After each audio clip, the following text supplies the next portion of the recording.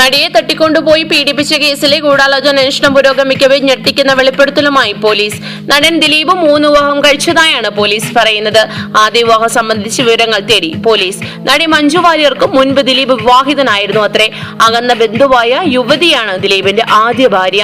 ആലുവ ദേശം രജിസ്ട്രാർ ഓഫീസിലാണ് രജിസ്റ്റർ വിവാഹം ചെയ്തത്. ഇതുമായി ബന്ധപ്പെട്ട് മിമിക്രി താരം അബിയിൽ നിന്ന് മൊഴിയെടുത്തിട്ടുണ്ടത്രേ. രേഖകൾ കണ്ടെടുക്കാൻ ശ്രമം തുടരുകയാണ്. മഞ്ജുവിനും കാവ്യയ്ക്കും ദിലീപിന്റെ ആദ്യ വിവാഹത്തെക്കുറിച്ച് യാതൊന്നും അറിയില്ലെന്നാണ് ലഭിക്കുന്ന സൂചന. പെരുമ്പാവൂർ CI ബൈജു പൗലോസാണ് അന്വേഷണം നടത്തുന്നത്. നടിയെ ആക്രമിച്ച കേസ് അന്വേഷണത്തിനിടെയാണ് പോലീസിന് 3ാം വിവാഹം സംബന്ധിച്ച വിവരങ്ങൾ കിട്ടിയത്.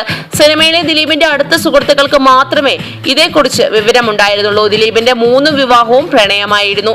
ആലുവക്കാരിയുമായി അടുത്തത് മിമിക്രിയുമായി ചുറ്റി നടക്കുമ്പോഴായിരുന്നു. കമലിന്റെ അസിസ്റ്റന്റ് ആയിരുന്നപ്പോഴും ബന്ധം തുടർന്നു. 90കളിലായിരുന്നു ഇത്. അന്ന് പെൺകുട്ടി ഡിഗ്രിക്ക് പഠിക്കുകയായിരുന്നു. ഇത് രജിസ്റ്റർ മാരേജിൽ എത്തിയിരുന്നുവെന്ന സൂചനയാണ് അബി നൽകിയത്. സിനിമയിൽ ദിലീപ് എത്തിയതോടെ ഈ ബന്ധം പിരിഞ്ഞു. അതിനുശേഷമായിരുന്നു മഞ്ജുവുമായുള്ള വിവാഹം. ആദ്യ കല്യാണത്തെക്കുറിച്ച് മഞ്ജുവിന് പോലും അറിയില്ലായിരുന്നുവെന്നാണ് സൂചന. മഞ്ജുവുമായുള്ള വിവാഹമോചന ശേഷം കാവ്യയെ മിന്നുകെട്ടി. ഇതും പ്രണയ വിവാഹമായിരുന്നു.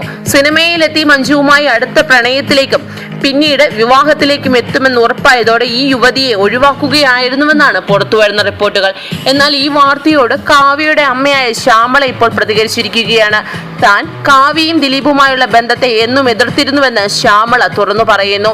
കാവ്യയും ദിലീപും വിവാഹിതരാവാൻ പോകുന്നതിന് ഏറ്റവും വലിയ എതിർപ്പ് പ്രകടിപ്പിച്ചത് താനായിരുന്നുവെന്നും ഇത് ഇങ്ങനെയൊക്കെ അവസാനിക്കുകയുള്ളെന്ന് താനും മുൻകൂട്ടി അറിഞ്ഞിരുന്നുവെന്നും ശ്യാമള പറയുന്നു. തനിക്ക് വളരെ ദുഃഖമുണ്ട്. തന്റെ മകളുടെ ജീവിതത്തെക്കുറിച്ച് ഓർത്ത് ദുഃഖമുണ്ടെന്നും ശ്യാമള പ്രതികരിച്ചു. കൂടുതൽ ചലച്ചിത്ര രംഗത്തെ വാർത്തകൾക്കായി സബ്സ്ക്രൈബ് ചെയ്യുക മലയാളം ന്യൂസ് ടൈം.